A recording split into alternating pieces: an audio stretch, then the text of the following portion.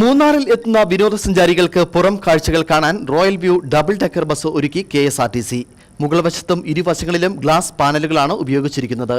മന്ത്രി KB ഗണേഷ് കുമാർ ഇന്നലെ തിരുവനന്തപുരത്ത് ബസിന്റെ ഉദ്ഘാടനം നിർവഹിച്ചിരുന്നു. വൈകാതെ തന്നെ ബസ് മൂന്നാറിലെത്തും. മൂന്നാറിലേക്ക് എത്തുന്ന വിനോദസഞ്ചാരികൾക്ക് സൗകര്യപ്രദമായി കാഴ്ചകൾ കണ്ട് ആസ്വദിക്കാൻ അവസരമൊരുക്കുക എന്ന ലക്ഷ്യത്തോടെയാണ് royal view double decker bus KSRTC ഒരുക്കിയിട്ടുള്ളത്. ബസ്സിനുള്ളിൽ ഇരുന്ന് പുറത്തെ കാഴ്ചകൾ കൂടുതൽ വിശാലമായി കാണാമെന്നതാണ് ഈ ബസിന്റെ പ്രത്യേകത. മുകൾ വശത്തും ഇരുവശങ്ങളിലും ഗ്ലാസ് പാനലുകളാണ് ഉപയോഗിച്ചിരിക്കുന്നത്. കുടിവെള്ളം, ലഘുപാനീയങ്ങൾ എന്നിവ ബസ്സിൽ ലഭിക്കും. രാവിലെ 10 മണിക്ക് ആരംഭിക്കുന്ന സർവീസുകൾ വൈകുന്നേരം 6 മണി വരെയായിരിക്കും. മ്യൂസിക് സിസ്റ്റവും സജ്ജീകരിച്ചിട്ടുണ്ട്. മന്ത്രി KB ഗണേഷ് കുമാർ ഇന്നലെ തിരുവനന്തപുരത്ത് ബസിന്റെ ഉദ്ഘാടനം നിർവഹിച്ചിരുന്നു.